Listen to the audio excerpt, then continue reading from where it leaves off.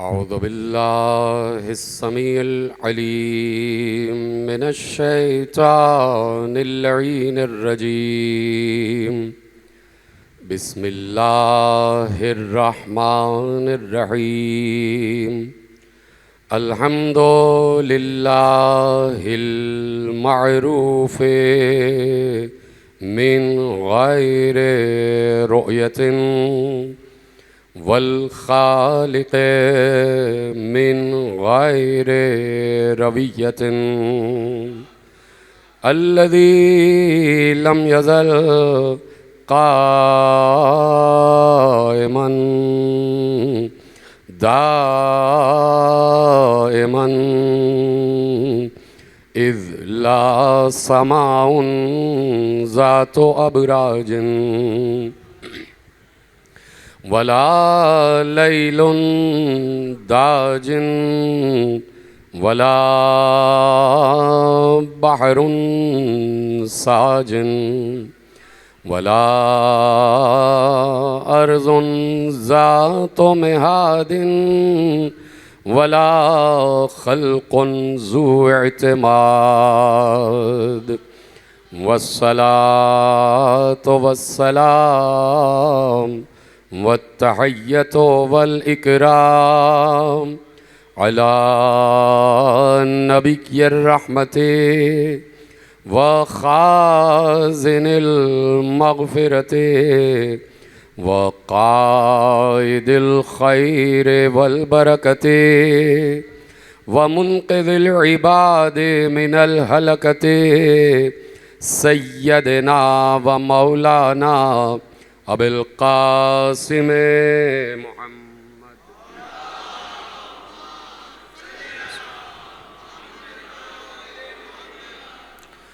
व अहले बैतिहि तय्यबीन अत्ताहिरीन अल मासूमीन अल मज़लूमीन अल मुंतखबीन अल मुंतजबीन अल्लज़ीना अज़हबल्लाहु अन्हुमुर रिज्सा व तहहरहुम तत्हीरा।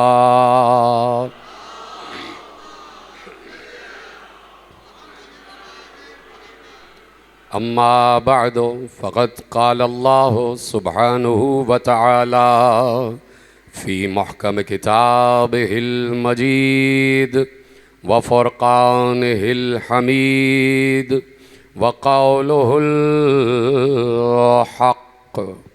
बिस्मिल्लाहिर रहमानिर रहीम। फ़अक़िम वजहक लिद्दीन हनीफ़ा फ़ितरतल्लाहिल्लती फ़तरन्नास अलैहा ला तब्दील लिख़ल्क़िल्लाह ज़ालिकद्दीनुल क़य्यिम वलाकिन अक्सरन्नास ला यअलमून। सलवात पढ़े मोहम्मद व आले मोहम्मद।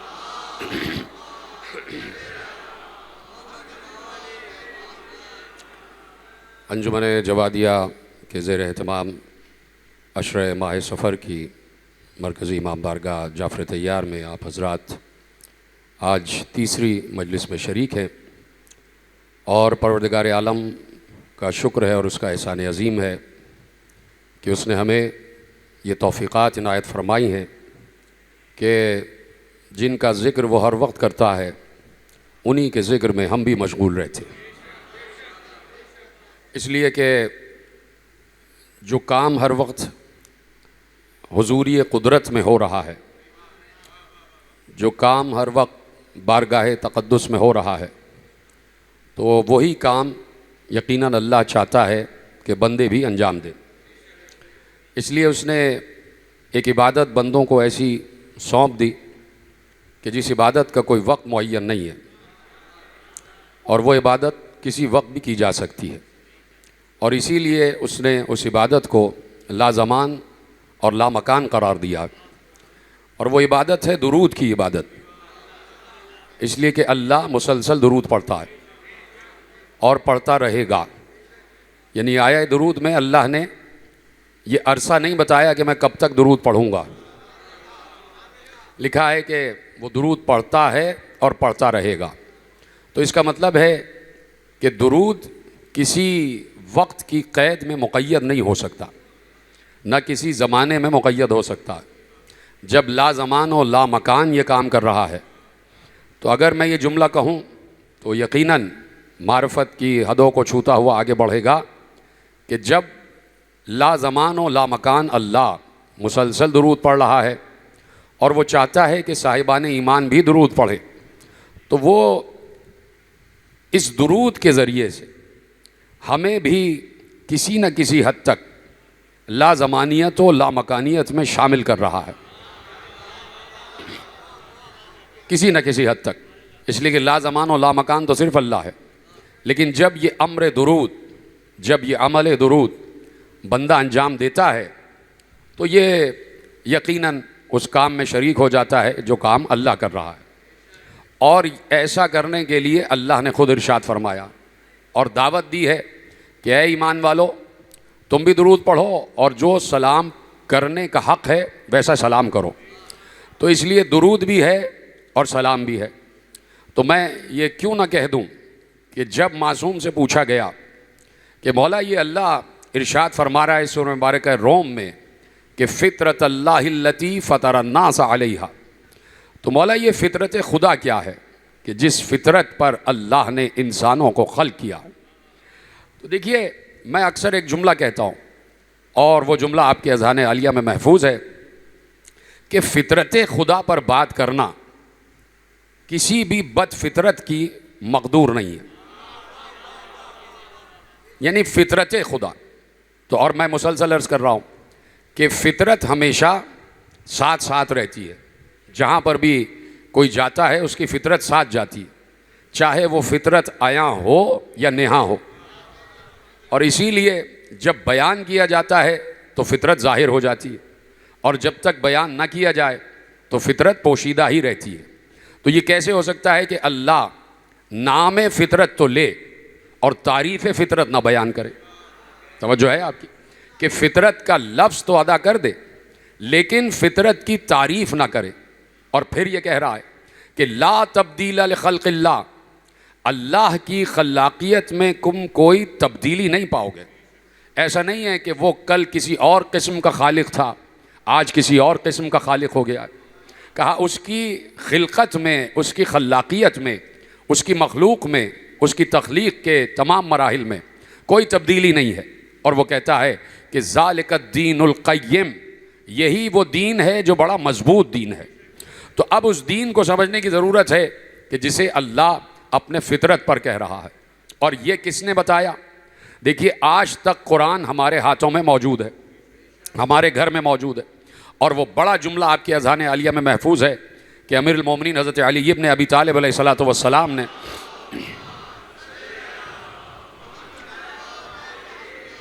इरशाद फरमाया कि जब मैं चाहता हूँ कि अल्लाह से बात करूँ, याद आ गई हदीस आपको? जब मैं चाहता हूँ कि अल्लाह से बात करूँ तो मैं नमाज पढ़ता हूँ, और जब मैं ये चाहता हूँ कि अल्लाह मुझसे बात करे तो मैं कुरान पढ़ता हूँ। यानी ये कुरान जो है ये खालिक की मखलूक से मुसलसल गुफ्तगू है। जुमला बड़ा था, आपने यकीनन इसे महफूज किया है। ये कुरान जो है ये माबूद की आबिदों से गुफ्तगू है, ये कुरान अल्लाह की इंसानों से गुफ्तगू है। यानी जब अमीरुल मोमिनीन ने जुमला कह दिया कि मैं चाहता हूँ कि अल्लाह मुझसे बात करे तो मैं कुरान पढ़ता हूँ, तो कौन ऐसा शख्स है जो ये न चाहे कि अल्लाह उससे मुसलसल बात ना करे? गुफ्तगू शुरू हो गई है। यानी कुरान का हमारे घरों में मुसलसल रहना ये बता रहा है कि अल्लाह तो चाह रहा है कि बात की जाए, ये बंदा क्या कुरान खोल के उसकी बात सुनना भी चाहता है या नहीं? वो तो चाह रहा है कि मैं बात करूं, लेकिन क्या तुम उसकी बात सुनना चाहते हो?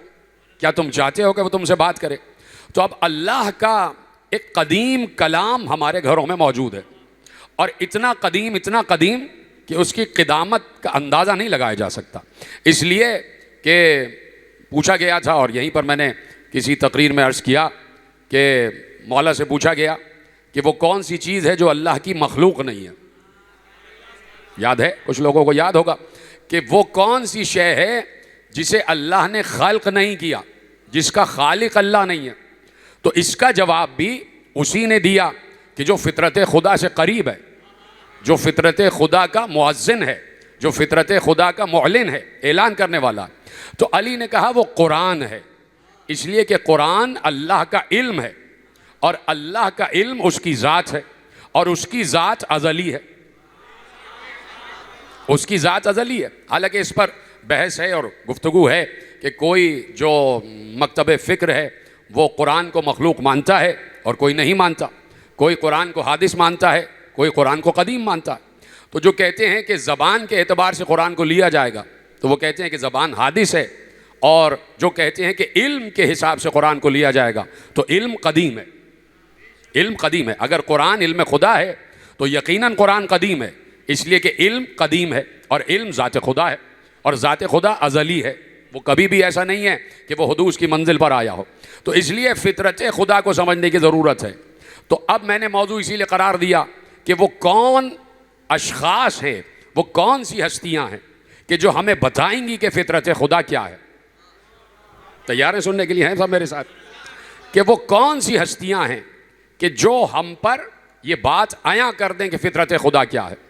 तो अब किसी ने भी अगर पूछा, जुमला महफूज कीजिएगा, इस आयत की तफसीर में किसी ने अगर सवाल किया तो देखिए इसमें कोई ताज्जुब की बात नहीं है, जो बात मैं कहने जा रहा हूँ इसमें कोई जानिबदारी की बात नहीं है, इसमें एक मंतिकी बात है, इसमें एक तारीख़ के मुताले की बात है कि जब भी तौहीद के दकीक मसाइल किसी की समझ में नहीं आए तो उन्होंने कभी अपने जैसों का दरवाज़ा नहीं खटखटाया।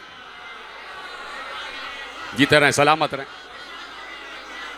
वो किसी ऐसे वैसे दरवाजे पर नहीं गए। मैं यकीनन अपने महदूद इल्म की रोशनी में, आप और मुतालिया कर लीजिएगा, यकीनन हमारे जो दीगर मसालिक हैं, दीगर मशारिब हैं, दीगर मज़ाहिब हैं, दीगर फ़िक़्हें हैं, उसमें भी तौहीद पर बात की गई है, उसमें भी इल्म तौहीद पर बात की गई है। लेकिन मैं क्या करूं कि जब तफ़हीम कुरान की मंजिल आती है तो अल्लामा जलालुद्दीन सयूती ने, अब एक आलिम है और वो बता रहे हैं कि भाई कुरान कैसे समझा जाए, है ना। आपकी तवज्जो है मेरी तरफ और मैं जानता हूं कि आप बड़ी तवज्जो से सुन रहे हैं। तो उन्होंने ये बताया कि भाई कुरान कैसे समझा जाए। देखिए एक आलिम है और आलिम अहले सुन्नत से, अल-इत्क़ान फ़ी उलूमिल कुरान जाके पढ़ लीजिएगा। तो उन्होंने कहा भाई कुरान को 4 तरीक़ों से समझा जा सकता है, कुरान को 4 तरीक़ों से समझा जा सकता। का पहला तरीक़ा, कुरान को हदीस रसूल से समझा जाए, कुरान को आसार सहाबा से समझा जाए, कुरान को इसराइलियात से समझा जाए और कुरान को ख़ुद कुरान से समझा जाए। जीते रहे, सलामत रहे। इल्मी बहस है जो आपके हवाले कर रहा हूँ और आपसे बढ़कर कौन समझेगा। और बड़ा सुथरा मजमा और बड़ा निखरा हुआ मजमा मेरे सामने तशरीफ़ फरमा है कि एक आलिम अहले सुन्नत लिख रहे हैं कि कुरान को हदीस रसूल से, कुरान को आसार सहाबा से, कुरान को इसराइलियात से, कुरान को कुरान से समझो। अब इसकी तरतीब भी बदली जा सकती है। कहीं लिखा है कि कुरान को कुरान से समझो, कुरान को हदीस रसूल से समझो, कुरान को आसार सहाबा से समझो और कुरान को इसराइलियात से समझो। तो देखिए बात यह है कि जब इसराइलियात की बात आ गई तो यहाँ पर हम थोड़ा सा अपने बुज़ुर्गों को रोकना चाहते, अपने मोहतरम बुज़ुर्गों को रोकना चाहते कि भाई इसराइलियात का मतलब यह है कि तौरात, ज़बूर, इंजील का इन 3 किताबों से चौथी किताब को समझो, यानी 3 से चौथे को समझो।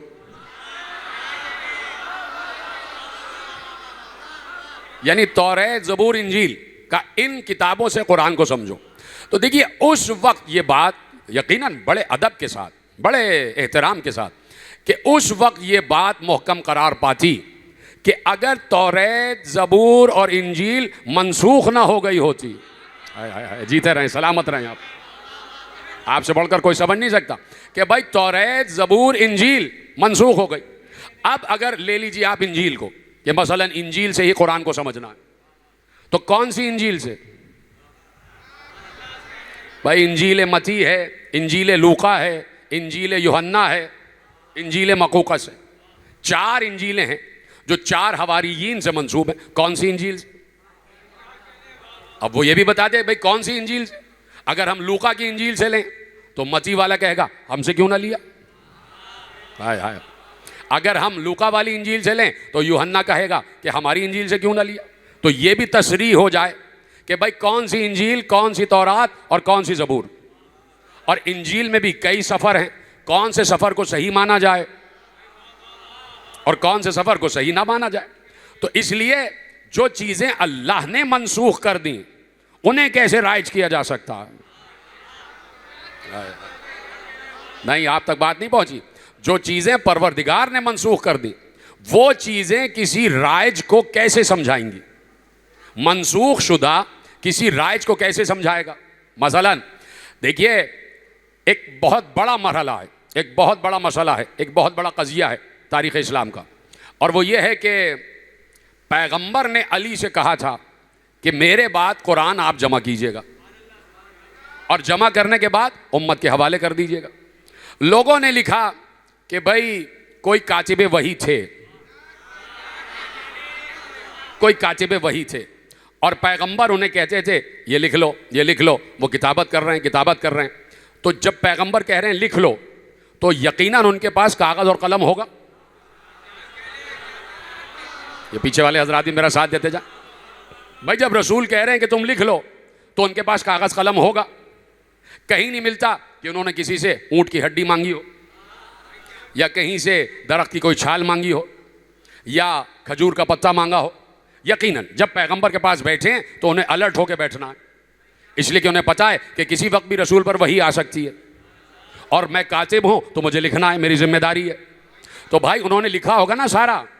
मैं आलम इस्लाम से पूछ रहा हूँ कि भाई उन्होंने किताबत की होगी वही की, सारी वही की किताबत की होगी। तो जब सारी वही की किताबत उन्होंने की तो सारा कुरान उनके पास होगा। जब उनके पास था तो उनसे क्यों ना मांगा?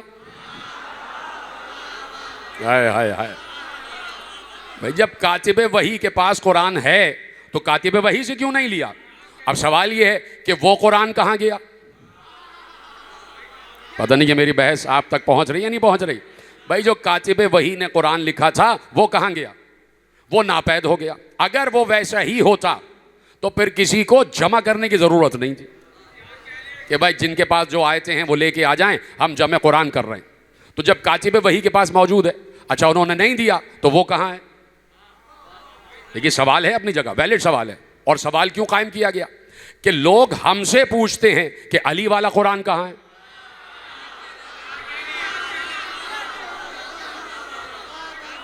भाई लोग हमसे पूछते हैं कि अली वाला कुरान कहाँ है, तो हम ये पूछ रहे हैं कि कातिबे वही वाला कुरान कहाँ है? या अगर दिया उन्होंने तो कितनी आयतें दी? उसकी वजह यह है कि वो फतेह मक्का के वक्त ईमान लाए, तो उससे पहले की आयतें। हाय हाय हाय, जीते रहें।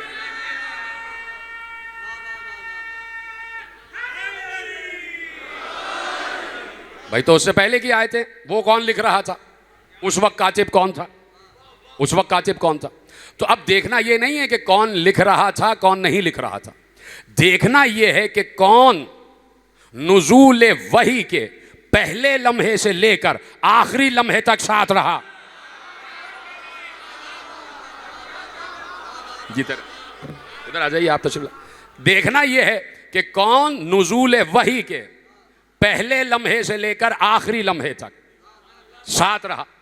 देखिए मैं एक गोशा आपके हवाले कर रहा हूं और बड़ा नाजुक गोशा है कि मसलन सब रहे होंगे, चलिए तस्लीम कर लेते हैं सब रहे होंगे, बड़ों में वो लाए, छोटों में ये लाए और ये लाए और वो लाए, सब रहे होंगे।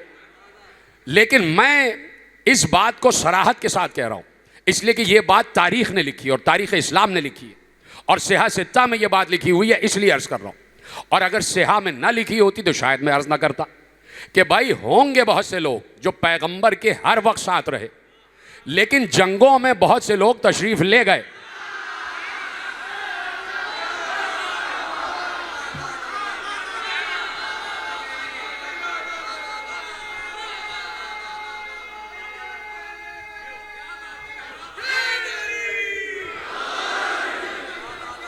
तो जो दौराने जंग आयत उतरी होगी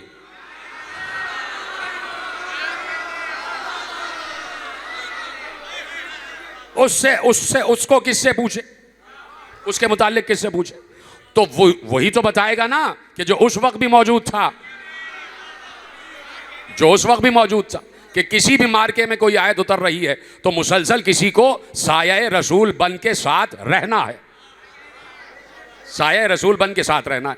तो अब इसीलिए अली ने कहा मैं ये कुरान दे रहा हूं, और सिर्फ कुरान की आयतें नहीं हैं, मुझे मालूम है कौन सी आयत कहां उतरी, इसका मिज़दाक कौन है, इसका मुखातब कौन है, ये शजर के नीचे उतरी या पहाड़ पर उतरी या मिंबर पर उतरी या मुसल्ले पर उतरी या हुजरे में उतरी या सहन में उतरी या गली में उतरी, सवारी पर उतरी या पैदल जा रहे थे तब उतरी, इसमें किसका तस्करा है, इशारा किसकी तरफ है, लफ्ज़ का ज़ाहिर क्या है, इसका बातिन क्या है, इसके अमाल क्या हैं, अमाल की तौज़ीह क्या है, अमाल की तशरीह क्या है, तरीक़े गुफ्तगू क्या है, तरीक़े अवामिर क्या है, तरीक़े नवाही क्या है, का ये सब कुछ इसमें लिखा हुआ है। सिर्फ ये नहीं है कि कुरान की आयतें, बल्कि तफसीर के साथ लेके आया हूँ।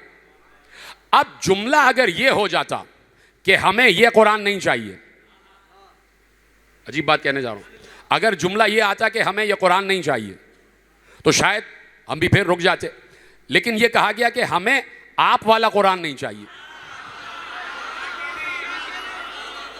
अब अली के लिए जरूरी था कि कुरान वापस ले जाएं, और ये कह के ले गए कि जब आखिरी बेटा आएगा तब ये कुरान जाहिर होगा। क्यों किया अली ने ऐसा? इसलिए कि ज़हीन मजमा बैठा है, इसलिए कि अली के जहन में ये बात थी कि इंजील 4 हो गई, ये यूहन्ना की है, ये मती की है, ये लूका की है, ये मकूकस की है। अगर अली वही कुरान लेके डट जाते तो अली को मालूम था यही कुरान के साथ होगा, ये अबू बकर वाला कुरान है, ये उमर वाला, ये उस्मान वाला, ये अली वाला।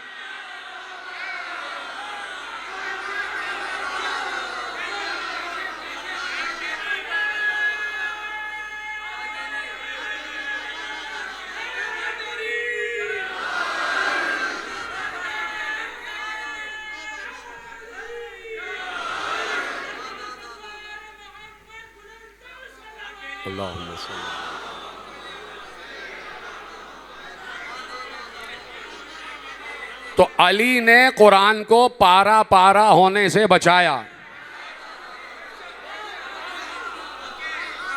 यानी चाहा कि उम्मत मुत्तहिद रहे और कुरान पर मुत्तहिद रहे।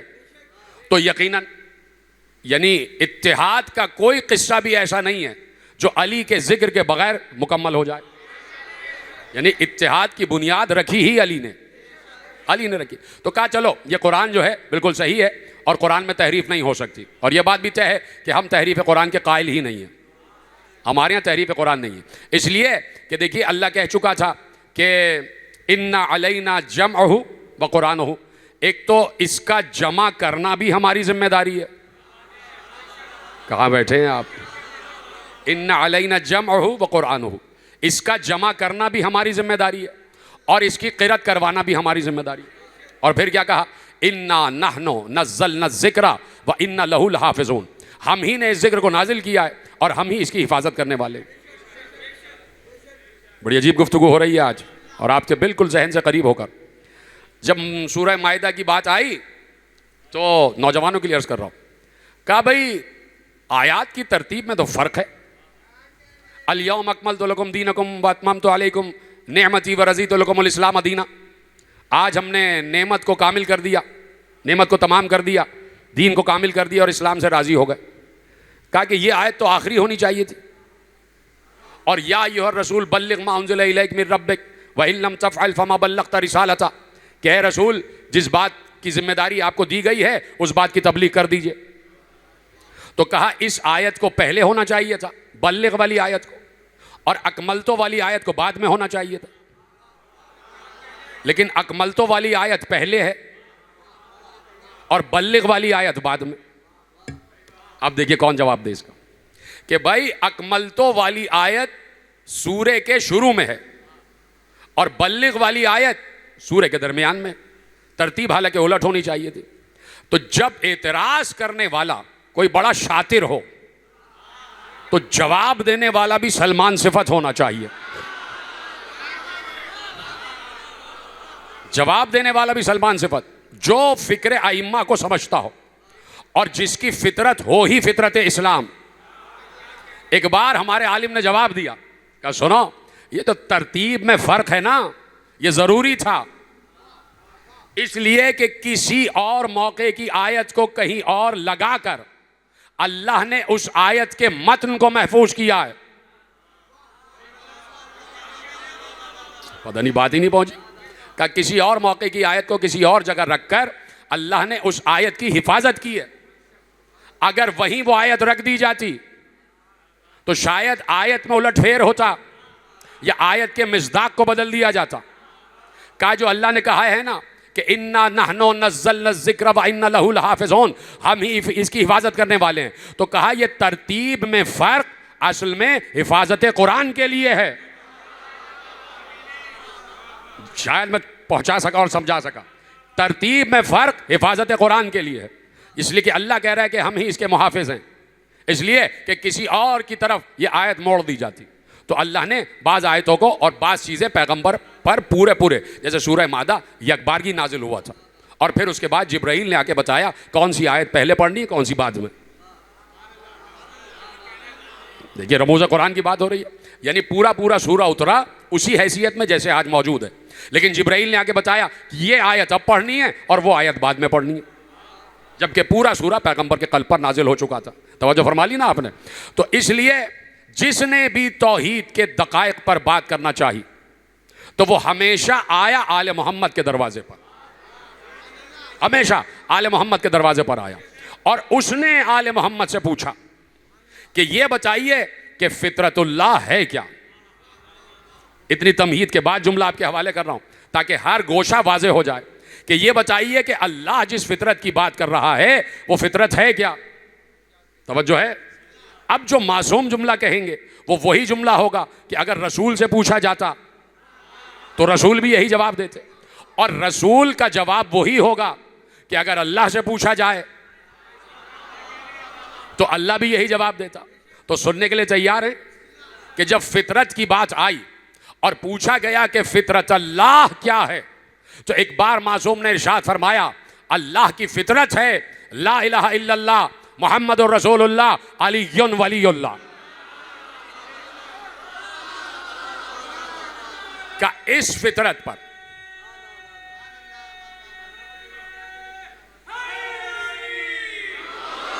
सलामत रहें। बात समझ में आ रही है ना सबके? परेशान तो नहीं हो रहा है आप? नहीं तो चाहें तो कुछ और भी गोशे हैं मेरे जहन में, दो चार किस्से भी सुना के गुफ्तगू तमाम की जा सकती है, लेकिन आप माशाल्लाह से इतने दूर से आए हैं, जमा हुए हैं, तो चाहता हूं कि अपने बच्चों तक कुछ बात पहुंचा दूं। नौजवान भी मुझसे बेहतर जानते हैं, बुजुर्ग भी, तो आगे बढ़ाई जाए बात, इजाज़त है। तो आप देखिए कह दिया ला इलाहा इल्लल्लाह मुहम्मदुर रसूलुल्लाह अलीयुन वलीयुल्लाह। का ये है फितरत, ये है फितरत, ये है फितरत अल्लाह जिस पे हर इंसान को पैदा किया गया। अब एक फितरत तो हमने कल बता दी, हाय हाय हाय, कि इंसान इस दुनिया में आते ही रोता है। का पहली फितरत तो यही है कि रोया जाए, हाय हाय हाय, पहली फितरत तो यही है कि रोया जाए।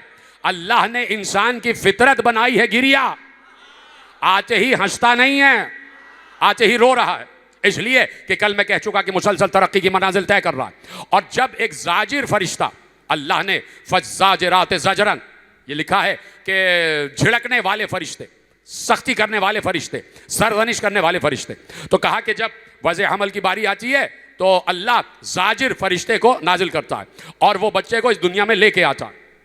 उस वक्त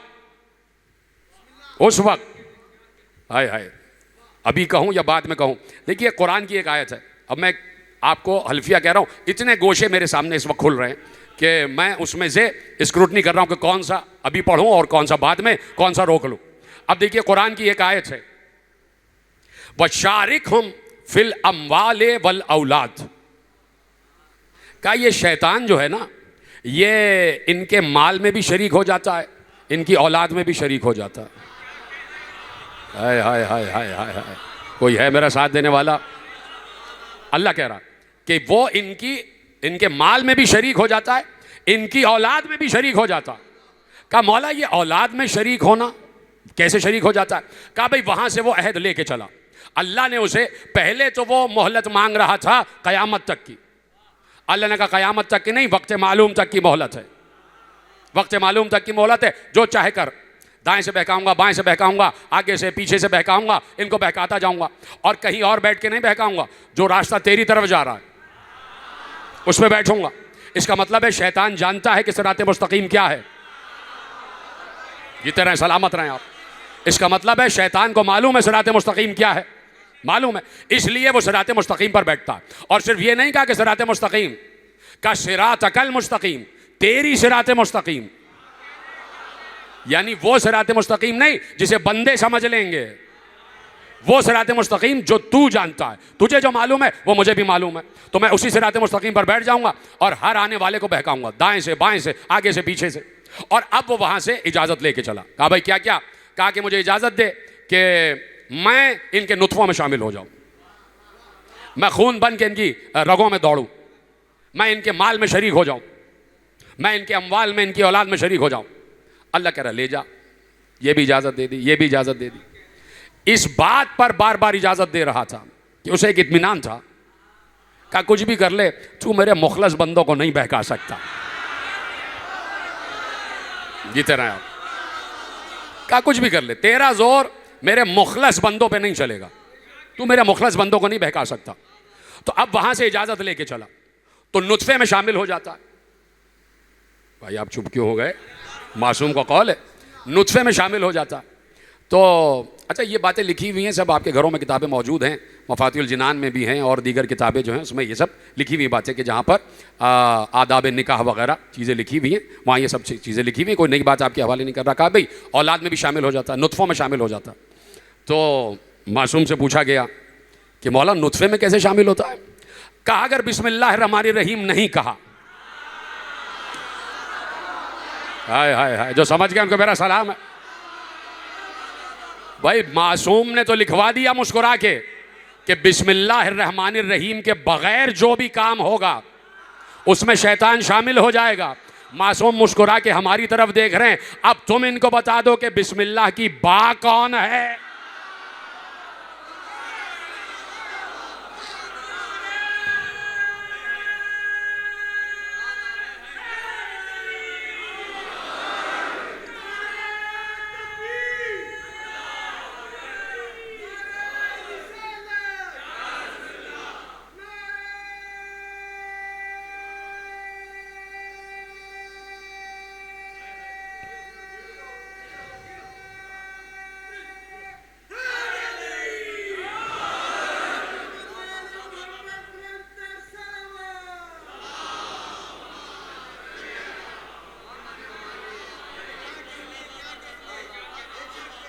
तवज्जो है ना आपकी? तो कहा कि जो काम बिस्मिल्लाहिर्रहमानिर्रहीम के बगैर किया जाए उसमें शैतान शामिल हो जाता। जो काम बिस्मिल्लाहिर्रहमानिर्रहीम के बगैर किया जाए उसमें शैतान शामिल हो जाता। फिर कह दूं मैं, जो काम बिस्मिल्लाहिर्रहमानिर्रहीम के बगैर किया जाए उसमें शैतान शामिल हो जाता। अब हमें नहीं पता, अब सबकी बात कर रहा हूँ, अब सबको मिला के, सारे पूरे अवामी तबके को, ख़वास तबका, सबको शामिल करके मैं बुज़ुर्गों से एक सवाल पूछना चाहता हूँ। मेरा इल्म कम है तो इसलिए जिसको मालूम हो मुझे बता देगा कि मुझे ये नहीं मालूम कि नमाज में सूरह फातिहा से पहले बिस्मिल्लाह किसने निकाली? हाय हाय हाय।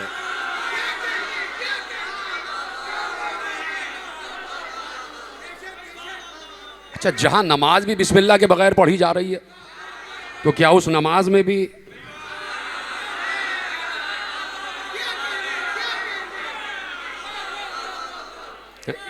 कहा कि भाई शारिकहुम फिल अम्वाल वल औलाद, ये उनके अम्वाल में भी और उनकी औलाद में भी शरीक हो जाता।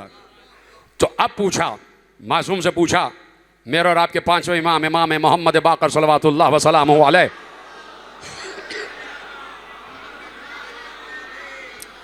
पूछने वाले ने पूछा कि मौला ये मीज़ान क्या है कि कैसे पता चले कि नुत्फ़ों में शामिल हो गया या इसके नुत्फ़े में शैतान नहीं था? ये शैतानी नुत्फ़े वाला था या शैतानी नुत्फ़े वाला नहीं था, कैसे मालूम होगा? इतनी आसान बात है कि आप लफ्ज़ से ही समझ जाएंगे। कहा बेहुब्बना व बेबुग़्ज़ना,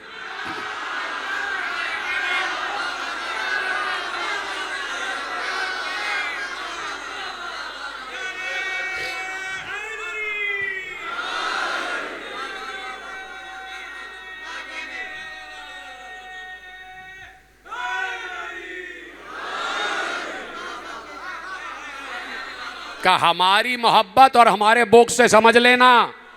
अभी जुमला ख़त्म नहीं हुआ, कहा बेहुब्बना व बेबुग़्ज़ना, हमारी मोहब्बत और हमारे बुग़्ज़ की वजह से समझ जाना। अब देखिए आब्द तो आप समझते हैं ना, आब्द ऐन बे दाल, आब्द कितना बड़ा मर्तबा है और कितना बड़ा रुतबा है। अब लफ्ज़ आ रहा है, कहा कि हाय हाय हाय कि उनके माल में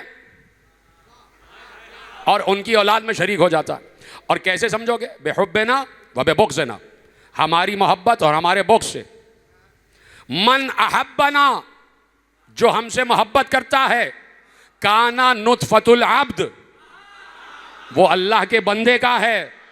व मन अबग़ज़ना काना नुतफतुश शैतान,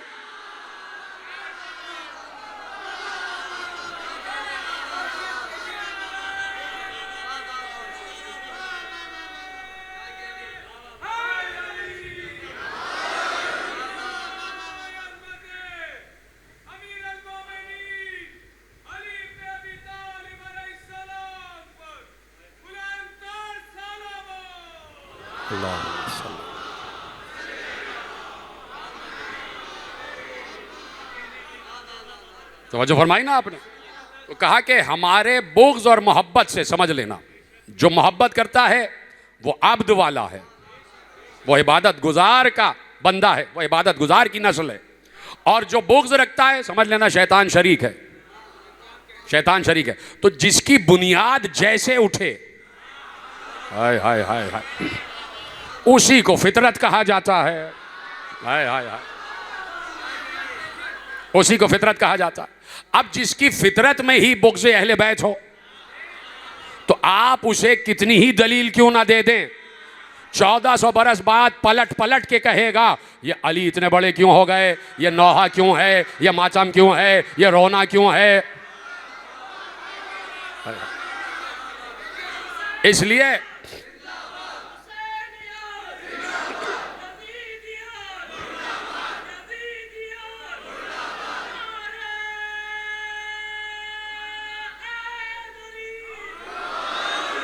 तवज्जो फरमाए।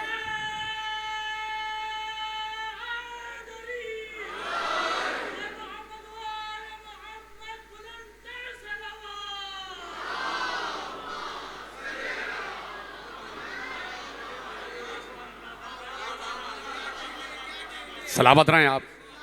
तो अब इससे भी आगे की बात सुनिए, इससे भी आगे की बात। गुफ्तगू हो रही है मासूम के दरबार में, और जुमले लेते जाइए, पूरी तमहीद आपके जहन में आ गई ना। शारिक हम फिल अम्वाले वल औलाद, जहन में आ गई ना बात।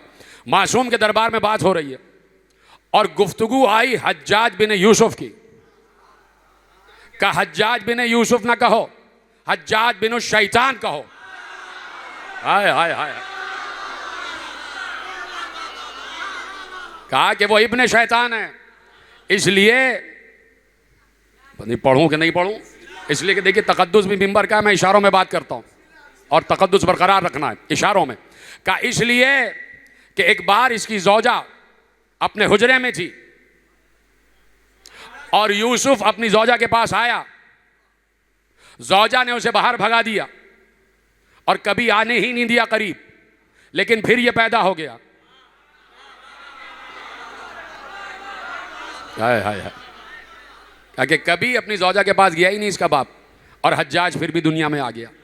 तो कहा असल में इसके बाप की शक्ल में शैतान आया था, इसके बाप की शक्ल में शैतान आया था। अब एक और जुमला सुन लीजिए अगर इजाज़त दें आप। सुलह हो गई, सुलहनामा तहरीर हो गया और वादी नखीला का मकाम है, और उधर प्लानिंग हो गई कि भाई हसन मुश्तबा को बुलाया जाए और गुफ्तगू की जाए। और ये तो बोल ही नहीं सकते, ये तो खिताबत नहीं कर सकते। हम सब बैठे, हम ये कहेंगे, हम ये कहेंगे, हम ये कहेंगे, ये कहेंगे, ये कहेंगे। तो हाकिम शूम ने कहा कि भाई देख लो, वो फसाहत व बलागत वाला है, जीते रहे जो समझ गए, बड़ी देर में समझे आप। क्या वो बड़ा फसाहत व बलागत का ख़ानदान है, बनी हाशिम है, तुम कभी जीत नहीं पाओगे, मैं जानता हूँ इस ख़ानदान को। कहा नहीं तुम बुलाओ, हम तो बोलेंगे जो भी हमारे जहन में। इमाम हसन तशरीफ़ ले आए, किसी ने कुछ कहा, किसी ने कुछ कहा, किसी ने कुछ कहा, सबका जवाब दिया। एक का जवाब सुना दूं अगर आपकी इजाज़त हो। एक शख्स ने इमाम हसन मुश्तबा पर और अमीरुल मोमिनीन पर सब सितम किया, सबको सुनते रहे। ये भी कहा भाई तुम सबने कह लिया? कह लिया। कहा हम जो कहना चाहते थे कह लिया। तो सबके जवाबात लिखे हुए तारीख में। एक शख्स से कहा कि तू मेरे क्या मुंह लग रहा है?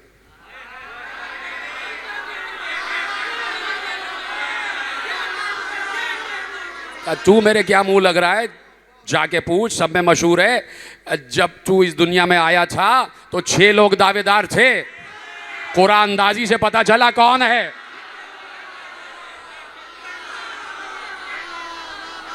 तो भाई ये सब बातें लिखी हुई। फिर हाकिम शूम के बेटे ने भी कुछ बात की, तो इमाम ने इरशाद फरमाया, इलम या यजीद, जान ले यजीद, हाय हाय हाय, इन्ना इबलीसा शारका अबा का फी निकाहे ही। घर जाके जुमले का तर्जुमा कर लीजिएगा भाई। कहा कि उस निकाह में शैतान शरीक था जिसके बाद तुम आए हो। हाय हाय हाय।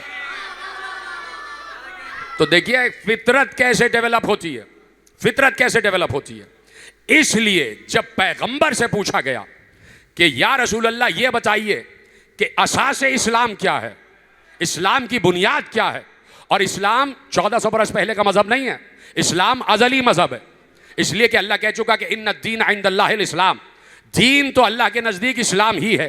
तो आदम से लेके ख़ातम तक दीन इस्लाम कितना कदीम है, और जब जब इस दुनिया में दीन आया है इस्लाम ही आया है। ऐसा नहीं है कि पहले कुछ और दीन रहा हो और अल्लाह ने बाद में इस्लाम भेजा हो। तो इस्लाम अजली दीन है, और उस दीन के बारे में पैगंबर से पूछा गया कि या रसूल अल्लाह ये बताइए असासुल इस्लाम क्या है, इस्लाम की बुनियाद क्या है, इस्लाम की फितरत क्या है, इस्लाम की जड़ क्या है। एक बार पैगंबर ने कहा लिकुल्ल शैइन असासुन, हर शय की एक बुनियाद होती है, वह असासुल इस्लाम हुब्बुन अहलल बैत। मैं क्या करूं कि मौजू मेरा यही है, नहीं तो मुझे और भी बहुत सी बातें करना थी, लेकिन मौजू पे रहना है। कहा कि भाई इस्लाम की बुनियाद अहले बैत की मोहब्बत पर है, यानी फितरत में गूंद दो, हाय हाय हाय, फितरत में गूंद दो अहले बैत की मोहब्बत, और ये फितरत बताएगी कि फितरतुल्लाह क्या है। अब मुझे बताएं, आलम इस्लाम गुफ्तगू आगे बढ़ रही है कि किसी 1400 बरस की तारीख में किसने बताया कि अल्लाह के इल्म की गहराई क्या है, अल्लाह के इल्म की गहराई क्या है, अल्लाह के इल्म की वुसअत क्या है, अल्लाह की लामहदूदियत क्या है, अल्लाह की सना की लामहदूदियत क्या है, उसकी हम्द क्या है, उसकी तकदीस क्या है, उसकी रहमानियत क्या है, उसकी रज़ाकियत क्या है। जाओ पढ़ो नहजुल बलागा में, अली ने खुतबों के अंबार लगा दिए सिर्फ ये समझाने के लिए कि फितरत खुदा क्या है। और फिर अल्लाह कहता है कि उसी फितरत पर तुम पैदा किए गए हो। तो अब अली ने उस फितरत का इजरा भी किया और ऐलान भी किया, और इस अंदाज से किया कि अल्हम्दुलिल्लाहिल्लज़ी ला यबलुगु मिदहतहुल क़ाइलून वला युवद्दी नअमाहुल आदून वला युहसी नअमाहुल आदून अल्लज़ी लैसा लिसिफ़तिही हद्दुन महदूद वला नातुन मौजूद वला वक्तुन महदूद वला हद्दुन महदूद। और अब आप आगे बढ़िए। फ़तरल ख़लाइक़ा बिरहमतिही व नशरर रियाहा बिक़ुदरतिही व वत्तदा बिस्सुखूर मैदान अर्ज़िही। कहा उसने फ़तरल ख़लाइक़ा बिक़ुदरतिही, उसने अपनी कुदरत से मखलूक़ात को खल्क़ किया। अली का खुतबा ऐसे ना सुनिए, अली खुतबा दे रहे हैं मिंबर सलूनी पे, अल्हम्दुलिल्लाहिल्लज़ी ला यबलुगु मिदहतहुल क़ाइलून वला युहसी नअमाहुल आदून वला युवद्दी हक़्क़हुल मुज्तहिदून अल्लज़ी ला युद्रिकुहु बुअदुल हिमम वला यनालुहु गौसुल फितन अल्लज़ी लैसा लिसिफ़तिही हद्दुन महदूद वला नातुन माजूद वला वक्तुन महदूद वला हद्दुन महदूद। फ़तरल ख़लाइक़ा बिक़ुदरतिही व नशरर रियाहा बिरहमतिही व वत्तदा बिस्सुखूर मैदान अर्ज़िही। उसने अपनी मखलूक को अपनी कुदरत से खल्क़ किया। व नशरर रियाहा बिरहमतिही, उसने अपनी रहमत के ज़रिए हवा को चारों तरफ फैला दिया। मैं तो समझ रहा था कि यही जुमला आप तक पहुँच जाएगा। फ़तरल ख़लाइक़ा बिक़ुदरतिही व नशरर रियाहा बिरहमतिही, उसने पूरी मखलूक़ात को अपनी कुदरत से खल्क़ किया, अपनी कुदरत से खल्क़ किया। व नशरर रियाहा बिरहमतिही, और उसने हवा को फैलाया अपनी रहमत के ज़रिए। हाय हाय, व नशरर रियाहा बिरहमतिही, खुदा के लिए समझें, कहा कुदरत के ज़रिए मखलूक को खल्क़ किया, और रहमत के ज़रिए हवा को चारों तरफ फैला दिया। जब बात आई मखलूक के खल्क करने की तो अली ने कहा कुदरत के ज़रिए, और जब बात आई आदम अबुल बशर को खल्क करने के लिए तो अल्लाह ने कहा मैंने इसे अपने हाथ से खल्क किया है। हाय हाय हाय। मुफस्सरीन ने लिखा कि हाथ का मतलब ही कुदरत है और कुदरत को ही हाथ कहते हैं। अब या तो अल्लाह के हाथ दिखा दो या किसी हाथ को अल्लाह का हाथ मानो।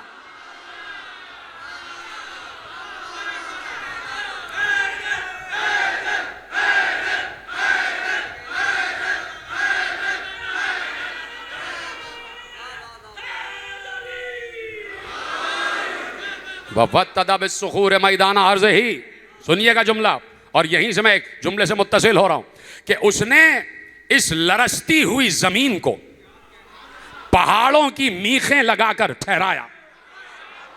हाय हाय। पहाड़ों की मीखें लगाकर जमीन को साकित किया। अली बता रहे कि जमीन मुतज़ल्ज़ल थी, पहाड़ों की मीखें लगाकर जमीन को साकित किया। किसी ने पूछा कि ये जब आसमान खल्क हुए तो आपके जद ने कहा था कि आसमान मुतज़ल्ज़ल थे, ठहर नहीं रहे थे, इसलिए कि इसी खुतबे में अली ने आगे बढ़ के ज़मीन और आसमान की खिलकत की बात की है कि अल्लाह ने ज़मीनें कैसे बनाई, अल्लाह ने आसमान कैसे बनाया। कहा अल्लाह ने हवा को फैलाया और हवा घूमती जा रही थी, चार दांग में हवा फैलती जा रही है, फैलती जा रही है, कभी इधर कभी उधर, कभी आगे कभी पीछे। और फिर अल्लाह ने पानी को खल्क किया और उस पानी को हवा के ऊपर रखा और उस हवा ने पानी को उछालना शुरू किया। फिर अल्लाह ने एक और हवा रखी जिसने पानी को ढांप लिया। फिर उस हवा के दरमियान पानी था और उसी पानी के दरमियान अल्लाह ने एक और हवा को दाखिल किया।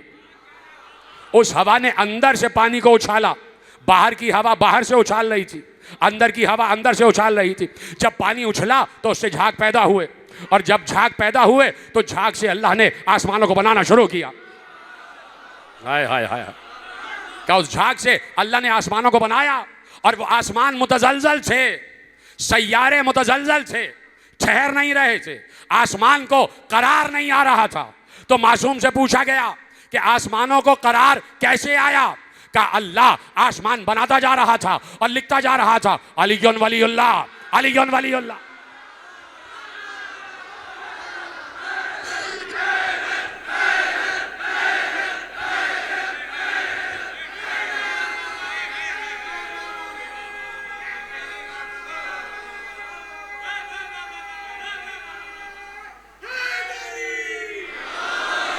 ला इलाहा इल्लल्लाह मुहम्मदुर रसूलुल्लाह अलीयुन वलीउल्लाह का हमने कायनात की हर शय पर यह कलमा लिखा है।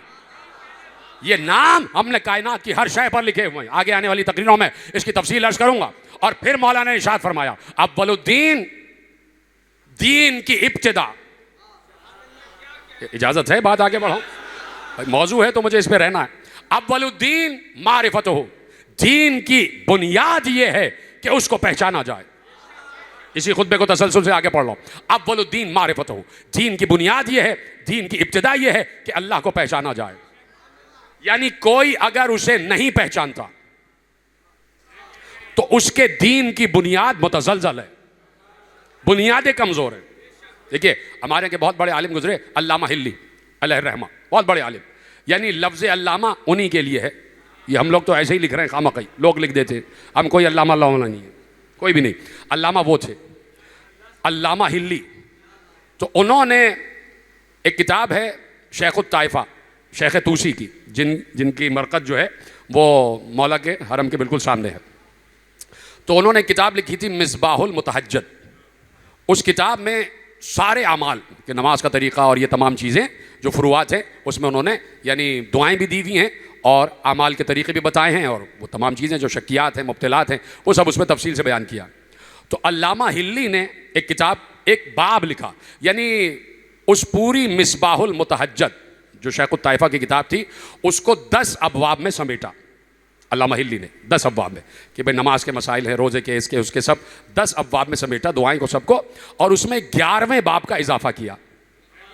शेखुत ताइफा के तमाम काम को 10 चैप्टर्स में समेटा और उसके बाद 11वें बाब का इजाफा किया। उसे हमारे मदरसे की ज़बान में बाब हादी अशर कहते, 11वां बाब। उस बाब में उन्होंने लिखा कि अब जो मैं बाब लिख रहा हूं वो है मारिफत खुदा का बाब, और कहा ये इसलिए लिख रहा हूं कि पहले खुदा को पहचानो ताकि सजदा करने में लुत्फ आ जाए। हाय हाय हाय, ताकि सजदा करने में लुत्फ आ जाए कि वाकईन सजदा उसी को होता है, सजदा उसी को है जिसे मैं पहचान रहा हूँ। तो उन्होंने लिखा कि इस मकाम पर इजमाउल उलमा काफ़ा, कहा कि इस मकाम पर उलमा का इजमा इस बात पर काफ़ी है, किस बात पर? वजूब मारिफतिल्लाह, सारे उलमा इस बात पर मुत्तफिक हैं कि अल्लाह की मारिफत वाजिब है। हाय हाय, सभी बोले इस बात पर भाई। अल्लामा हिल्ली कह रहे हैं कि सब इस बात पर जमा हो चुके हैं, इजमा है उलमा का, और उलमा का इजमा इस बात पर काफ़ी है। ये पहला लफ्ज़ सुना रहा हूँ अब बाब हादी अशर का, कहा कि भाई इजमा का उलमा इस बात पर, इजमा उलमा का इस बात पर काफ़ी है कि अल्लाह की मारिफत वाजिब है, अल्लाह की मारिफत वाजिब है। सिफत ही सबूतिया व सलबिया, और ये पहचानो कि उसमें कौन कौन से सिफात हैं और कौन से सिफात नहीं हैं। देखिए अल्लाह अल्लाह कह देते हैं हमारे बरादरान, अल्लाह अल्लाह, सिर्फ अल्लाह से मांगो, अल्लाह से मांगो। भाई बात यह है कि कम अज़ कम उलूहियत की कमा हक़्क़हू मारिफत ज़रूरी है। यानी बहुत से सिफात उसमें हैं और कुछ सिफात उसमें नहीं है, नहीं है, और वो ना होना ही तौहीद है। यानी जुल्म उसके पास नहीं है, वो किसी ज़ात में हलूल नहीं करता, वो एक मकाम से दूसरे मकाम पर उठकर नहीं जाता, वो एक मकाम से दूसरे मकाम पर उठकर नहीं जाता, वो हरकत नहीं करता, यानी उससे किसी शय को तशबीह नहीं दी जा सकती। यानी बहुत से सिफात उसमें नहीं है और बहुत से उसमें है। फिर सिफत ही सबूतिया व सलबिया, यानी उसके सिफात सबूतिया को भी पहचानो और उसके सिफात सलबिया को भी पहचानो। और अब वो कहते हैं वह यस्ह अलैहि व यमतनअ अन्हु, कौन सी सिफात उसके लिए बेहतर है और कौन सी सिफात से उसने मना किया का ये भी। अब वो एक जुमला लिखते हैं कि फिन नबुव्वता वल इमामा वल माद, ये भी पहचानो कि नबुव्वत की मारिफत क्या है, इमामत की मारिफत क्या है, और माद यानी मरने के बाद दोबारा उठना का, इन सब की भी मारिफत हासिल करो। इजाजत है जुमला कहूं? अल्लामा हिल्ली का जुमला है, कहा कि बिद दलील, इन सब चीजों की मारिफत दलील से हासिल करो, वला बिद तकलीद, तकलीद नहीं। इसीलिए हर आलिम इस बात पर मुत्तफिक है कि उसूल दीन में तकलीद नहीं है, फुरूए दीन में है। नमाज कैसे पढ़ी जाए आलिम से पूछा जाएगा, रोज़ा कैसे रखा जाए आलिम से पूछा जाएगा, लेकिन उसूल दीन जहाँ तौहीद, अदल, नबुवत, इमामत, क़यामत की बात आ गई तो उसमें कहा यह सब पर वाजिब है कि वो अपनी दलाइल से पहचाने, यह सब पर वाजिब है। ये सिर्फ किसी एक तबके का हिस्सा नहीं है कि बस वो समझाएं, कहा यह सब पर वाजिब है। इसलिए अली ने कहा अव्वलुद्दीन मारिफत हो, दीन की बुनियाद यह है कि उसे तो पहचानो, जिसने तुम्हें खल किया है उसे तो पहचानो। वह कमाल और मारिफत ही अत्तस्दीक़ बिह, और मारिफत का कमाल यह है, हाय हाय हाय, मारिफत का कमाल यह है कि उसकी तस्दीक की जाए कि वो है। मारिफत का कमाल यह है कि उसकी तस्दीक की जाए। वह कमाल तस्दीक, और तस्दीक का कमाल यह है तौहीद हो कि उसे वाहिद माना जाए। हाय हाय। अब तसव्वुर करें मैं और आप अली के सामने बैठे होते तो कैसे रोंगटे खड़े हो रहे होते उस वक्त जब अली बात कर रहे हैं। अली जैसा आब्द जब अपने माबूद की बात कर रहा है तो क्या झूम कर रहे होंगे। कहा कि तौहीद हो वह कमाल तौहीद ही, और तौहीद का कमाल ये है अल इखलास लहू कि उसके साथ खालिस हो जाओ, उसके साथ मुखलिस हो जाओ। वह कमाल व इखलास लहू, और इखलास का कमाल ये है नफ़ी सिफ़ात अनहु कि उससे सिफ़ात को दूर मानो, यानी सिफ़ात के नाम की उससे नफ़ी करो। यानी फिर अली ने आगे बात की, इसकी बात को और आगे बढ़ाया। कहा देखो मन वसफ़ल्लाहु सुब्हानहु, जिसने अल्लाह की ज़ात से सिफत को अलग माना। परेशान तो नहीं हो रहे आप? मैं इसलिए आप तशरीफ़ फरमाएं और इतने दिलो जान से बैठे तो ये जुमले आपके हवाले कर रहा हूँ। अली कह रहे हैं मन वसफ़ल्लाहु सुब्हानहु, जिसने अल्लाह की ज़ात को सिफत से अलग माना, फ़क़द क़रनहु, उसने दो टुकड़े कर दिए अल्लाह के, उसने अल्लाह का एक साथी मान लिया। जिसने सिफत को और ज़ात को अलग माना उसने अल्लाह की ज़ात का एक साथी मान लिया। वमन क़रनहु, फ़क़द सन्नाहु, और जिसने उसका साथी माना उसने उसको दो माना। वमन सन्नाहु फ़क़द जज़्ज़ाहु, और जिसने उसकी दुई पैदा की, दो अल्लाह माने, उसने उसके जुज़्व पैदा कर दिए। वमन जज़्ज़ाहु फ़क़द जहलहु, और जिसने उसके जुज़ियात पैदा कर दिए वो उससे जाहिल रहा। वमन जहलहु फ़क़द हद्दहु, और जो उससे जाहिल रहा उसने उसकी हुदूद मुतय्यन कर दी। वमन हद्दहु फ़क़द अद्दहु, और जिसने उसको महदूद जाना उसने उसको आदाद में तकसीम कर दिया। कहें तो बात पलट देता हूं भाई, फितरतुल्लाह है, मौजू इसी तरह आगे बढ़ता है। कहा कि अल्लाह के सिफात को बिज़ात मानो, यानी उसकी सिफत उसकी ज़ात है। अब मुझे सोच रहा हूं कि आगे पढ़ूं या नहीं, लेकिन गुफ्तगू को कामिल भी करना है, और मुझे यकीन माने बिल्कुल इत्मीनान है कि आप तवज्जो से सुन रहे हैं। ये जो आप बैठे हुए,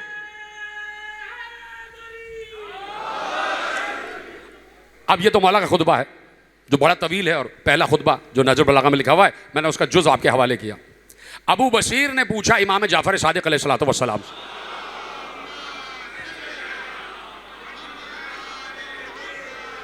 देखिए मैं बार बार कह रहा हूं मैं आपका शुक्रगुजार हूं, नहीं तो ये दकीक मरहले बहुत मुश्किल से बयान भी किए जाते हैं और समझाना भी मुश्किल हो जाता है, इसलिए कि तौहीद की बात है और ये सिर्फ हम ही समझ सकते हैं और हम ही समझा सकते हैं। हमसे मुराद हम मकतब इमामिया वाले जहाँ पर भी हमारे आइम्मा का जिक्र हो रहा है ये हम ही जानते हैं, इसलिए कि नहजुल बलागा हमारे पास जिंदा है, ये हमारे पास नहजुल बलागा मौजूद है और वहीं से जुमले आपके हवाले कर रहा हूँ। देखिए लिखा आका मोहम्मद इब्न याकूब कुलैनी अलैहिर्रहमा ने कि पूछा गया और मासूम से पूछा गया, अबू बशीर बैठे हुए और बात हो रही है खुदा की ज़ात पर, तैयार है सुनने के लिए? और मैं बार बार कहता हूँ कि ये तौहीद का मौजू मेरा बड़ा पसंदीदा मौजू है, इसलिए कि उस अल्लाह पर बात करने में लुत्फ आ जाता है जिस अल्लाह को अली अल्लाह कहता है, अली जिसको अल्लाह कहते हैं।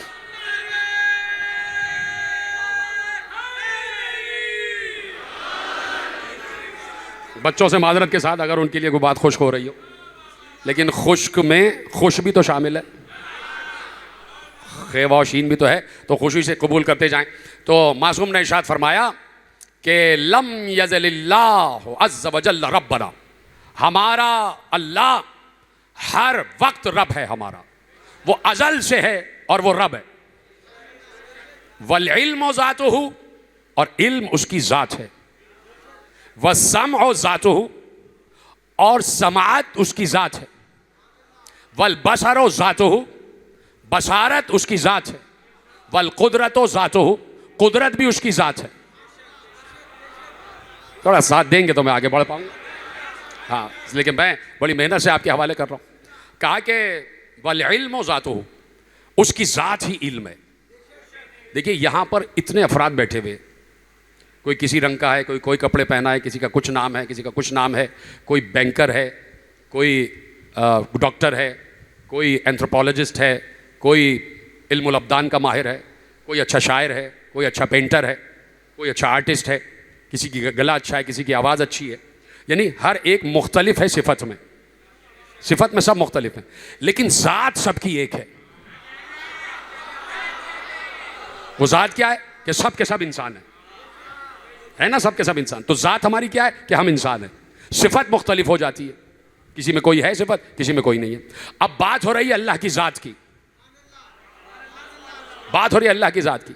कब वल इल्मु ज़ातुहु, इल्म उसकी ज़ात है, यानी वो जैसा भी है इल्म। व समअ ज़ातुहु, और समाअत सुनना ये उसकी सिफत नहीं है, ये ज़ात है। अभी बढ़ाऊंगा बात आगे, लेकिन बोलते जाएं आप। वल बसरु ज़ातुहु, देखना ये भी उसकी ज़ात है। वल कुदरतु ज़ातुहु, और कुदरत भी उसकी ज़ात है, कुदरत भी उसकी ज़ात है। कहा कि फलम्मा अहदसल अशिया, कहा कि अभी वो सिर्फ ज़ात है, यानी इल्म है, इल्म है। अगला जुमला कहूं, कहा कि अभी वो सिर्फ इल्म है, वला मालूम, और वो मालूम नहीं है। अभी वो सिर्फ समअ है, सीन मीम ऐन जिसे समाअत है, अभी वो सिर्फ समाअत है, मस्मू नहीं है, कि कोई उसकी समात किसी को सुन रहा हो वो, या कोई उसे सुन रहा हो,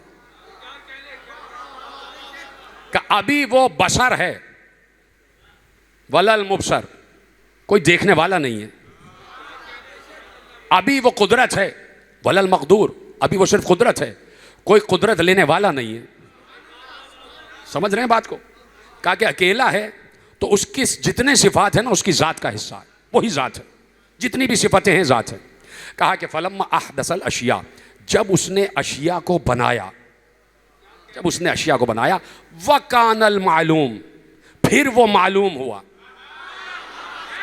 हाय हाय हाय, सलामत रहें जो मेरी बात समझा, उसका मैं शुक्रगुजार हूं। का फिर वो मालूम हुआ कि वो है, जब तक वो था वो अपनी जात के लिए काफी था, किसी और पर जाहिर नहीं हुआ था। जब उसने अशिया को खल्क किया तो जाना गया कि वो है।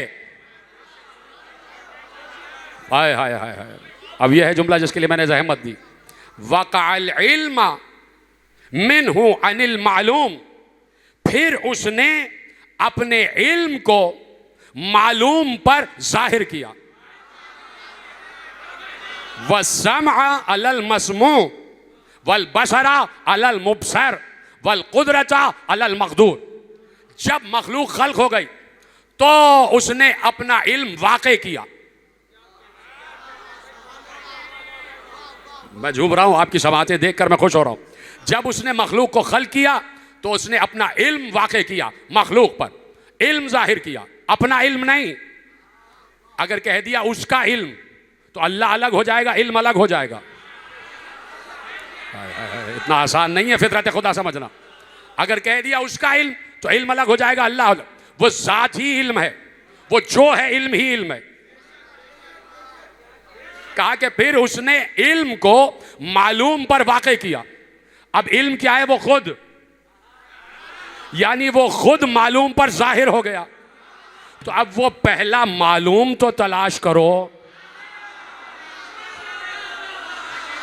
हाय हाय हाय, पीछे वाले पीछे रह गए, हाथ उठा के बताते रहेंगे आप तक जुमले पहुंच रहे हैं। वक़अल इल्म, उसने अपना इल्म वाक़े किया मालूम पर। वस्समअ अलल मस्मू, फिर उसने अपनी समाअत जाहिर की सुनने वाले पर। वल बसरा अलल मुबसर, उसने अपनी बसारत जाहिर की देखने वाले पर।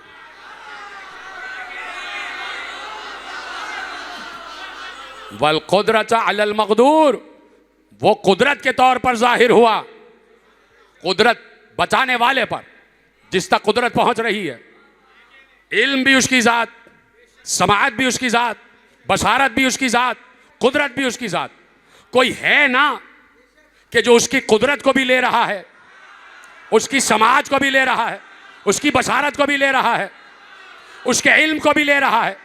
तो अब कहना पड़ेगा कि अव्वल मखलूक अगर कोई है तो उसी अव्वल मखलूक को उसी दिन से, कि जब अल्लाह की बसारत जाहिर हुई, अल्लाह की समाअत जाहिर हुई, अल्लाह की कुदरत जाहिर हुई, अल्लाह का इल्म जाहिर हुआ, तो उसे उसी दिन से उज़्नुल्लाह भी मानना पड़ेगा, ऐनुल्लाह भी मानना पड़ेगा।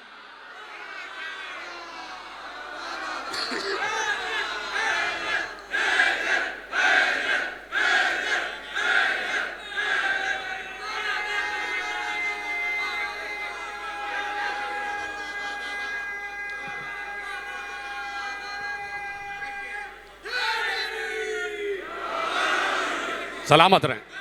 यकीन माने इतना लुत्फ आ रहा है मुझे ये बात करते हुए जैसे आपने सुना है। खुदा आपको सलामत रखे, आपकी मवद्दत और मार्फत में इजाफा फरमाए। तो अब किसी पर जाहिर हुआ और अपनी जात से जाहिर हुआ, अपनी जात से जाहिर हुआ। इसको कल आगे बढ़ाएंगे और भी बड़ा आगे, बड़ी अजीब बातें, बड़ी दिलचस्प बातें। कभी तौहीद के समंदर में उतर के देखो। और मैं तौहीद पढ़ता, समझता और जानना इसीलिए चाहता हूं कि मुझे अली समझ में आ जाए। यकीन माने कि भाई वो कौन है जिसे अली सजदा कर रहा है, वो कौन है जिसे अली सजदा कर रहा है, वो है कौन?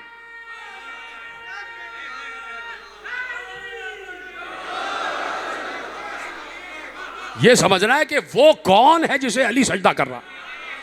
हाय हाय, इस जुमले को जिजारा पढ़ता ही जाऊं कि वो कौन है जिसे अली सजदा कर रहा। और बार बार अली कह रहे हैं, मुझे माफ़ फरमाइएगा, मिसरा मेरे जहन में आ गया। बार बार अली कहते हैं तौहीद समझा के, तौहीद तौहीद तौहीद, ये है अल्लाह, ऐसा है अल्लाह, ये है अल्लाह, ऐसा है अल्लाह, बार बार कहते हैं। दुनिया को मुखातिब करके कहते हैं कि एक नज़र तुम मेरा महबूब नज़र तो देखो। देखिए मजाज को हकीकत में ले आए कि जिसे अली सजदा कर रहे हैं वह है कौन, जिसे मोहम्मद सजदा कर रहे हैं वो है कौन। और फिर उसी सजदे में भाई दुनिया के तमाम मुसलमानों के लिए नमाज, अस्सलातो मेराजुल मोमिन, नमाज मोमिन की मेराज है, नमाज मोमिन की मेराज है।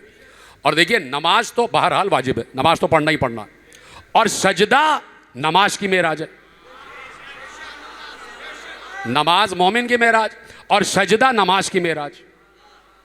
अब कितने हैं जो नमाज पढ़ते हैं और ये सोच रहे होंगे कि हम अभी काबा कौसैन पर हैं, सजदे में हैं, इधर का ख्याल उधर का ख्याल, उधर से पीछे से बेगम आवाज़ दे रही है, उधर से वहाँ से आवाज़ आ रही है, बाहर से घंटी बज रही है, सजदे में है।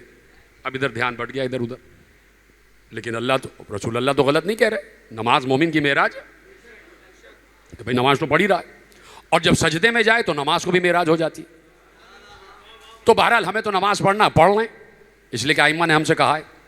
तो ये एक इस्तिलाही सजदा हो जाएगा कि भाई बस सोच लो कि हमने तुम्हें मेराज पे पहुंचा दिया, कि आप तसव्वुर नहीं करते उस वक्त, आप उस वक्त अपने आप को फर्श खाक पर ही देख रहे होते, तसव्वुर नहीं जाता कि हम मेराज पे आसमान पे चले गए। लेकिन जब नबी सजदे में जाए तो वो हकीकी तौर पर मेराज में ही होता है। हाय हाय हाय हाय हाय, जब मुस्तफ़ा सजदे में हो तो वो मेराज पर ही होते। अब मुस्तफ़ा तो मुस्तफ़ा का वसी है मुर्तज़ा, उसके सजदे का ये आलम है कि पाँव में तीर लग गया। हाय हाय हाय, और रसूल अल्लाह ने कहा अभी नहीं, अली को सजदे में जाने दो, तब तीर खींच लेना, अली को मालूम ही नहीं होगा, इसलिए कि अली सजदे में यहाँ नहीं वहाँ होता है।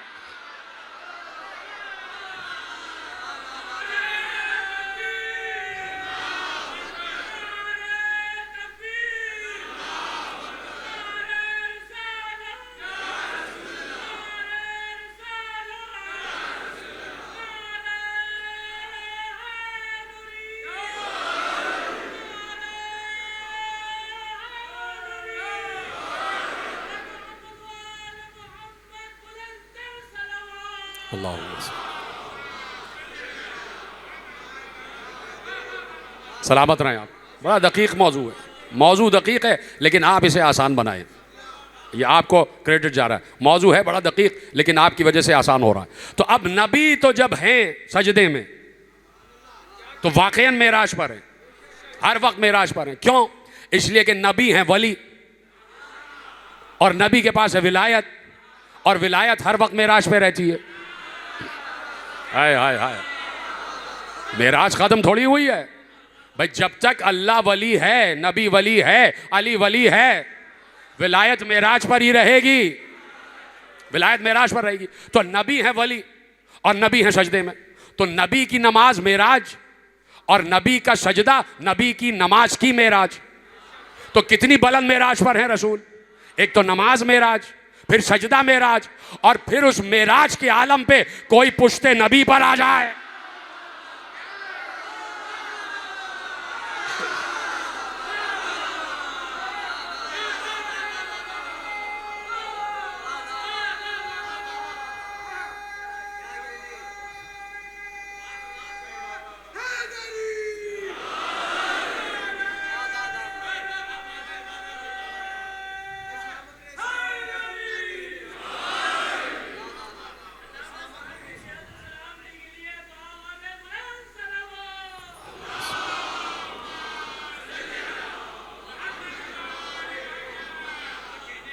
उस वक्त कोई सजदे में पुश्त पर आ जाए तो वो कितनी बुलंदी पर होगा। हाय हाय हाय, वो कितनी बुलंदी पर होगा। उस बुलंदी को कौन समझे। हाँ, एक इशारा तो किया था हाय, एक इशारा किया था, या अली कितने बुलंद हो। हाय हाय हाय, या रसूल अल्लाह हाथ बढ़ाऊं तो अर्शे आजम तक हाथ पहुंच जाए। उसी बुलंदी पर बेटा भी, जिस बुलंदी पर बाबा रहे उसी बुलंदी पर बेटा, मगर उस बुलंदी और इस बुलंदी में फर्क यह है कि अली उस वक्त बुलंद थे जब रसूल क़याम में थे, हुसैन उस वक्त बुलंद हैं जब रसूल सजदे में हैं।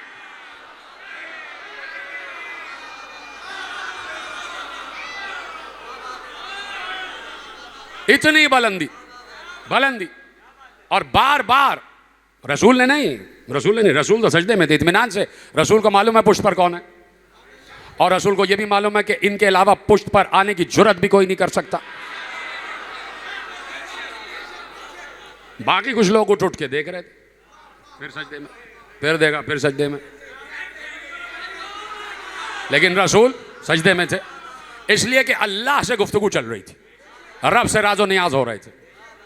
आवाज आ गई, महबूब सर नहीं उठाना, महबूब सर नहीं उठाना, सजदे में रहो, हमारे सजदा करते रहो, अच्छा लग रहा है।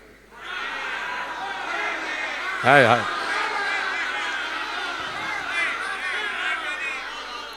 सजदे में रहो, जब तक हुसैन खुद ना उतर जाए आप उठिएगा नहीं।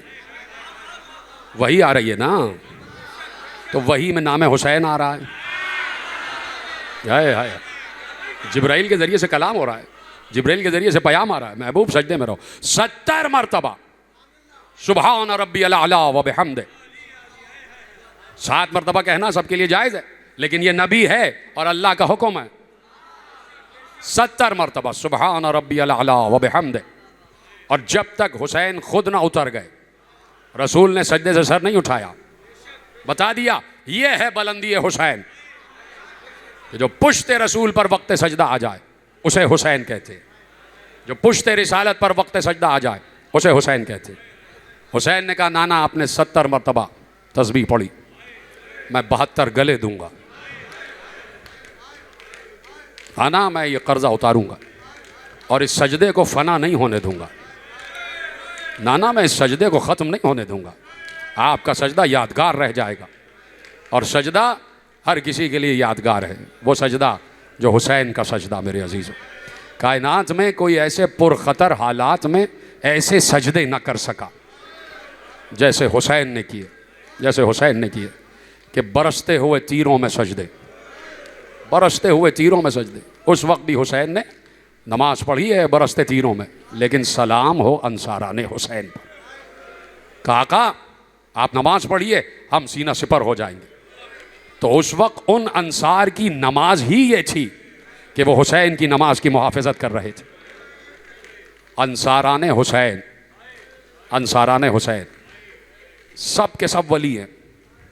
हबीब इब्न मज़ाहिर भी वली हैं, ज़ुहैर इब्न कैन भी वली हैं, मुस्लिम इब्न औसजा भी वली हैं, हिलाल इब्न नाफ़े बजल्ली भी वली हैं, नाफ़े इब्न हिलाल भी वली हैं, अब्दुल्लाह भी वली हैं, उबैदुल्लाह भी वली हैं, अली अकबर भी वली हैं, अली असगर भी वली हैं, कासिम भी वली हैं, आन मोहम्मद भी वली हैं, अब्बास भी वली हैं, और हुसैन तो वली हैं ही। जुमला दे दूं, जॉन भी वली है, जो ग़ुलाम अबू ज़र हैं वो भी वली। करबला के जितने 72 शोहदा सब वली। और दलील क्या है कि जैसे ही जाते हो गंज शहीदा तो क्या ज़ियारत पढ़ते हो, अस्सलामु अलैकुम या औलिया अल्लाह व अहिब्बाहु, ए अल्लाह के वलियों तुम पर सलाम। गंज शहीदा में यही सलाम है, ए अल्लाह के औलिया तुम पर सलाम। तो सोचो कि कितना बड़ा मर्तबा है अंसारान हुसैन का, कि कुछ नेज़ों पर 18 बनी हाशिम के सर हैं, कुछ नेज़ों पर अंसारान हुसैन के सर हैं। हबीब इब्न मज़ाहिर का सर भी जा रहा है, इब्न औसजा का सर भी है, ज़ुहैर कैन का सर भी है।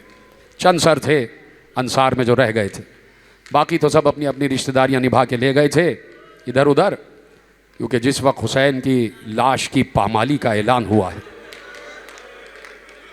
अजरकुम अल्लाह, जब ऐलान हुआ है ना कि हुसैन की लाश को पामाल कर दो, ये अरब में किसी को इंतहाई पस्ती दिखाना होती थी तो लाश को पामाल किया जाता था। फिज़ा ने आके खेमे में सदा दी, बीबी गज़ब हो गया, ए अली की बेटी गज़ब हो गया। कहा क्या हुआ फिज़ा? का घोड़ों की नाल बंदी हो रही है, नई नई ताज़ा नालें चढ़ाई जा रही। कहा फिज़ा क्या हुआ? कहा कि शुहदा के लाशों पर घोड़े दौड़ाए जाएंगे, जितने शहीद हैं मक्तल में घोड़े दौड़ाए जाएंगे। वहाँ से हमारे साथ ने ऐलान किया शुहदा के लाशों पर घोड़े दौड़ा दो। उधर से सब खड़े हो गए कि नहीं नहीं, फ़लाँ से हमारी रिश्तेदारी है, वो हमारे कबीले का है, वो हमारे कबीले का है, वो हमारे कबीले का। सब अपने अपने कबीले से रिश्तेदारियाँ निभा के सब के लाशें ले गए। एक ज़ैनब के भाई का लाशा, एक सकीना के बाबा का लाशा, एक ज़ैनुल आबिदीन के बाप का लाशा, अकेला लाश हुसैन और 12 घोड़े कि जिनकी नाल बंदियां हो रही थी हुसैन के लाशे पर दौड़ाए जाएं। और एक बार घोड़े दौड़े, हुसैन की लाश पर से घोड़े दौड़ाए गए। इसीलिए मेरे इमाम ज़माना ने कहा ज़ियारत नाहिया में कि सलाम हो उस लाशे पर कि जिसके इधर की पसलियां इधर, इधर की इधर। और फौजे यजीद का एक सिपाही कहता है मैंने हड्डियों के चटकने की आवाज सुनी।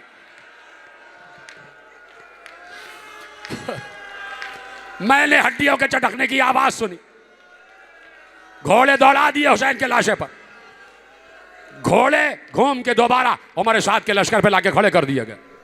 कहा अभी भी तुम्हें पता है कि करबला में जुल्म कितना हुआ है, मसाइब बनाने की जरूरत ही नहीं है, जो असल मसाइब पढ़ दिए जाएं वही काफी है, इतना जुल्म हुआ है।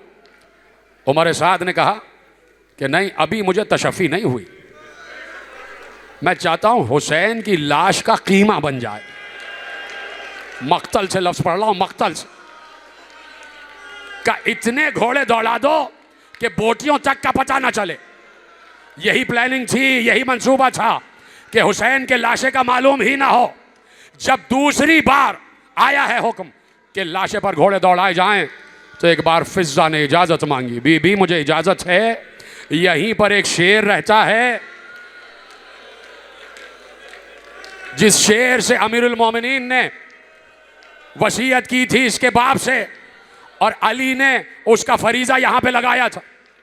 फिज़ा बुलंद हुई, आवाज दी अबुल हारिस, आज तेरी खिदमत का वक्त आ गया, तेरी खिदमत का वक्त आ गया।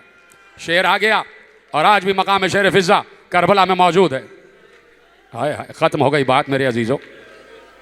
मैं ये जुमला ना कहता अगर मक्तल में ना लिखा होता कि ये कैसे हो सकता है कि एक कनीज़ बुलाए और शेर आ जाए, लेकिन ये कैसे हो सकता है कि बेटी बुलाए और बाबा ना आए।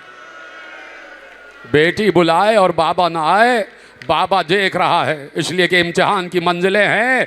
खैमे जल गए, खैमों की राख से धुआं उठ रहा था, सामान लूटा जा चुका। जब सामान लूटने आए तो मेरे बच्चे सुने कि बीबी ने कहा खबरदार हमें हाथ ना लगाना, जो सामान है हम तुम्हें खुद इकट्ठा करके देते।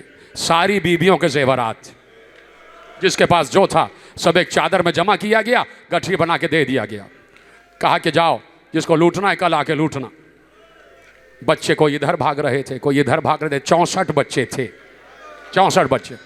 कोई आग से डर के इधर भाग रहा है, कोई उधर भाग रहा है। लेकिन बीबियां कहाँ जाती? बीबियां तो एक खैमे से दूसरे खैमे में, बच्चे तो निकल निकल के उधर चले गए ना। तो बीबियों को जो खैमा बचा हुआ नजर आता, वो जलता हुआ खैमा छोड़ के उस खैमे में आ जाती, फिर दूसरे खैमों को भी जलाया जाता। जिस जिस खैमे में बीबियां आती जा रही थी, हर खैमे को आग लगाई जा रही थी। ऐसे में एक खैमा कि जिसके शोले आसमान से बातें कर रहे थे।